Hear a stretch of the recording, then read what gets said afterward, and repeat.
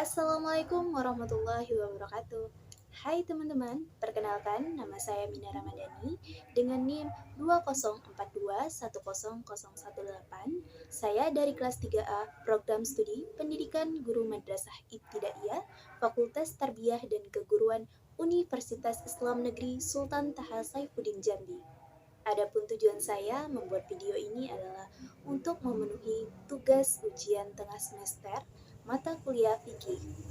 Langsung saja, di video ini saya akan membahas materi mengenai ketentuan ruksa salat bagi musafir dan bagi orang sakit.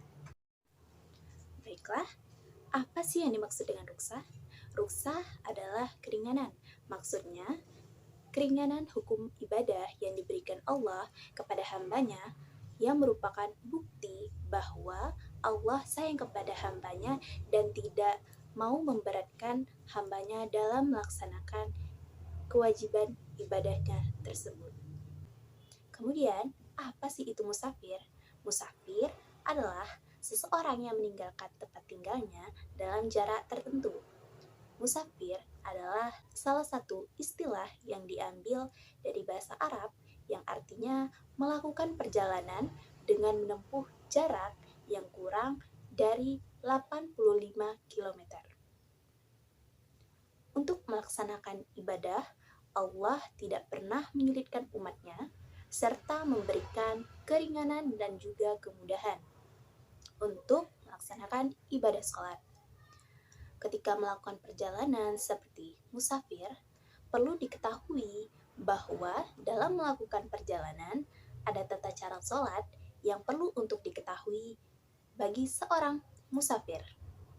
Selanjutnya, Islam memberikan kemudahan dan juga keringanan kepada musafir yang memenuhi ketentuan dalam pelaksanaan sholat fardu, meliputi adanya sholat jamak dan sholat qashar.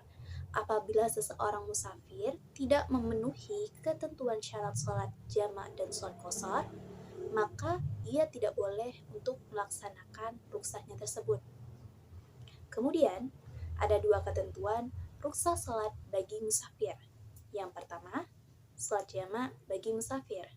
Apa itu sholat jamak?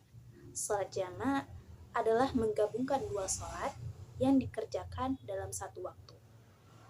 Hukum melaksanakan sholat jamak ialah mubah, diperbolehkan bagi mereka yang memenuhi syarat dan ketentuan, termasuk seorang musafir ataupun orang yang melaksanakan perjalanan jarak jauh.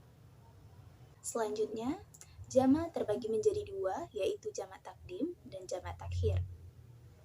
Adapun syarat jamak takdim bagi musafir, yang pertama, sholat yang pertama harus didahulukan, baru setelah itu sholat yang kedua.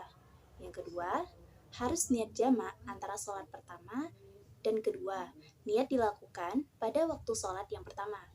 Yang ketiga, kedua sholat dilakukan secara berurutan tanpa boleh untuk ditunda. Nah, yang keempat, harus masih dalam keadaan musafir sewaktu melakukan sholat yang kedua. Kemudian, syarat jamak takhir bagi musafir. Yang pertama, niat menunda sholat pertama ke dalam sholat kedua di waktu sholat yang pertama. Yang kedua, harus masih dalam keadaan musafir saat selesai sholat kedua. Nah, selanjutnya sholat qashar bagi musafir. Apa sih itu sholat qashar? Sholat qashar adalah menyingkat sholat fardu yang memiliki 4 rakaat menjadi 2 rakaat, meliputi sholat zuhur, sholat asar, dan isya. Hukum melaksanakan sholat qashar adalah mubah, diperbolehkan bagi yang memenuhi ketentuan seperti seorang musafir.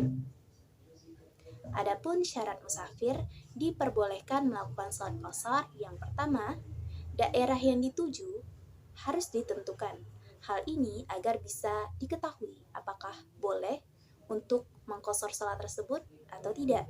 Nah, yang kedua, tujuan berpergiannya bukan untuk melaksanakan maksiat. Nah, yang ketiga, jarak perjalanan yang paling sedikit adalah 6 farsyah atau sama dengan 90 km. Yang keempat, sholat yang diringkas yang berakaat 4. Nah, yang Yang kelima, niat mengqashar bersamaan dengan takbiratul ihram. Nah, selanjutnya pembahasan yang kedua mengenai ketentuan sholat bagi orang sakit. Ibadah sholat 5 waktu merupakan kewajiban bagi setiap muslim. Meskipun sedang sakit, sholat tidak boleh untuk ditinggalkan. Karena itulah Allah memberikan keringanan bagi umatnya yang sedang kesulitan untuk melaksanakan ibadahnya tersebut. Ibadah sholat 5 waktu tidak boleh ditinggalkan dalam keadaan apapun selama orang tersebut masih berakal dan tidak hilang kesadaran seperti koma, pingsan. Kemudian, ada beberapa ketentuan dan juga keringanan sholat bagi orang sakit. Yang pertama, tetap wajib untuk menghadap kiblat. Yang kedua, tidak boleh untuk mengqashar sholat. Yang ketiga, diperbolehkan menjamak sholat. Yang keempat, diperbolehkan tidak sholat berjamaah di masjid. Yang kelima, diperbolehkan melakukan sholat dengan cara sesuai dengan kondisinya. Nah, selanjutnya, adapun keringanan yang diberikan kepada orang yang sakit, apabila tidak mampu berdiri, maka sholatnya sambil duduk. Apabila tidak mampu berdiri dan duduk, maka sholatnya sambil berbaring. Sholat berbaring ada 2 macam.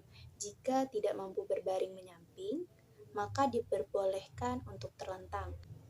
Namun, apabila tidak mampu untuk menggerakkan anggota tubuhnya sama sekali, namun masih bisa untuk mengedipkan mata atau menggerakkan mata, maka sholatnya dengan menggunakan gerakan mata. Apabila tidak mampu menggerakkan anggota tubuh sama sekali, namun masih sadar, maka sholatnya dengan hatinya.